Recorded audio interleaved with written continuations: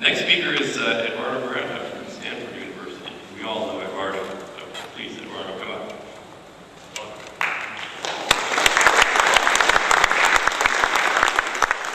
Thank you, Jack. First of all, let me say that it's a real honor and a real privilege to be here. I'm not one of Helmut's students, so I know that many of you would like to be here. So I'm very grateful to Greg to have the privilege to be here and say a few words about Helmut. Helmut is very special in many, many ways, and you've heard all morning and part of the afternoon about him.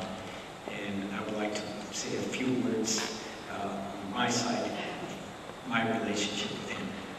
Him and I go back about 23 years ago, in 1985. I met him right after the Mexican earthquake.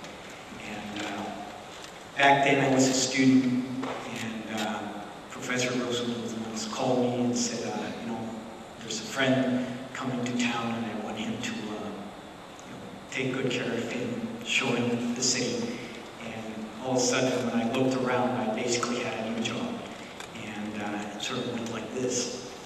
And it was probably the best job I've ever had in my life.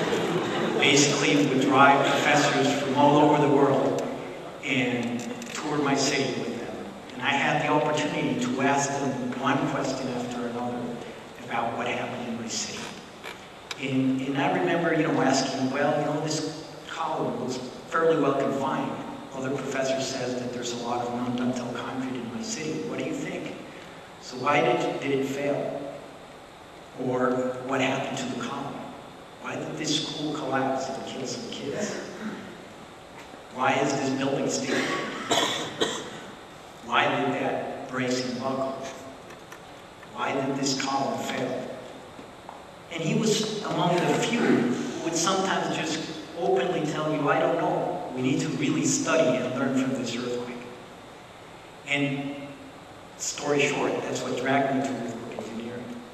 It's that sort of answers. It was very clear to me that I didn't want to go to study with someone that had all the answers. I wanted to go and study with someone who didn't have the answers and really wanted to keep learning about earthquake engineering. And that was Helmut. I ended up going to work with grandfather, Helmut's professor, but I kept in close contact with him. And every once in a while I would cross the bay and visit him. And for the students in the audience, that's Professor Miranda when he would hang out at the Bloom Center some 20 years ago. In '96, I had the pleasure to organize a session at the World Conference with him. In what it was really, a unique group of people, and I shared with Peter, of course, all the brains were Helmut's brains in organizing that session. And I would say that some early thoughts on performance earthquake engineering came out of that session. And I guess because of that, I got invited the following year to what I still consider the best workshop I've ever attended. Just all over, professors, very well known, and there was some young guy not known. And it was very clear that I did not belong to that group, because I was the only one of all the group that required to get a visa to go to Slovenia. I still remember when I went to the travel agency to tell them that I needed to buy a ticket to go to Slovenia, and they told me, where in the world is Slovenia? I didn't know that there was such a country.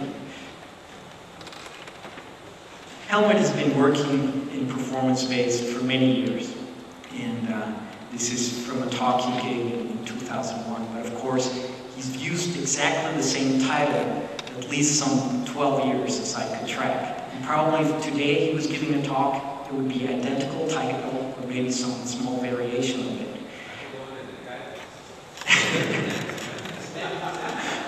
For sure only the title. So then I came to Stanford, and I thought I knew Helmut. And by then I knew him for 15 years.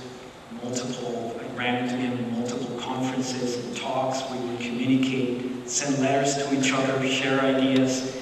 But I certainly was not near close knowing Helmut.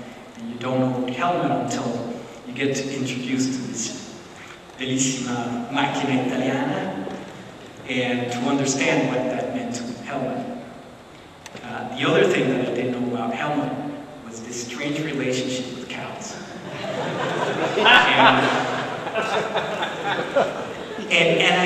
And it took me a lot of years to really understand this.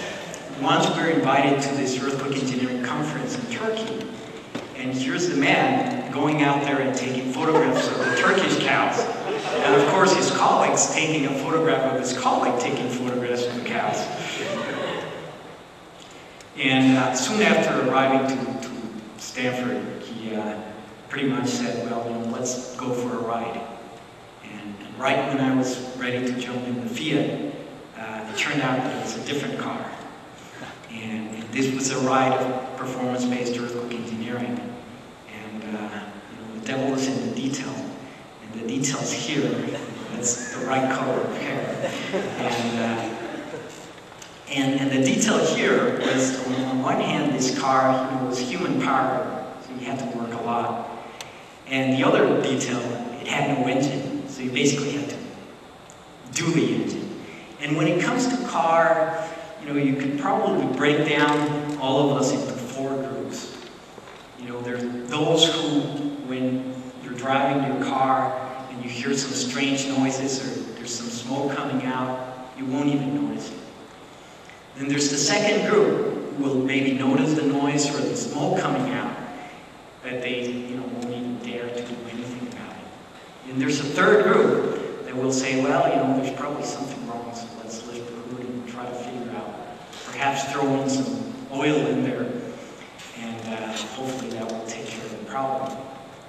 And then there's the fourth group of people who will open the hood, get and work on it into every single detail until they perfectly identify where the problem is. They will fix it. If there's no part, they will build a part and put it in there. And that's Helmut. That's Helmut when it comes to research. That's Helmut when it comes to putting effort to his students, how he cares about the profession of his students. That's what I call the Krawinkler approach. And I want to tell you a little more about that. As Jack mentioned, the first 2 years of Peer were a little chaotic, but it really took 2 titans in earthquake engineering to put order into it when they came with the double integral that has been mentioned before. And soon Helmut turned it into the triple integral. And he would not only create these parts for the engine, but he would name them and put excellent reasons for naming each one of the parts. Soon after that, we got this chart of putting together a book, a chapter for Professor Patero's book on earthquake engineering, of course related to performance-based earthquake engineering. And this was a great challenge for me. You know, this is 2 people riding on a car. One has tons of experience, the other doesn't have experience. One is fast, the other is incredibly slow. One is smart, the other is not. So trying to do this was very, very, very challenging. So I basically had to go back to the blackboard or the whiteboard, and this is how my whiteboard used to look back in 2001. And this is after running some ideas with Alan, and the black stuff you see there, it's Alan's, of course, and the red stuff was mine. And that's what performance-based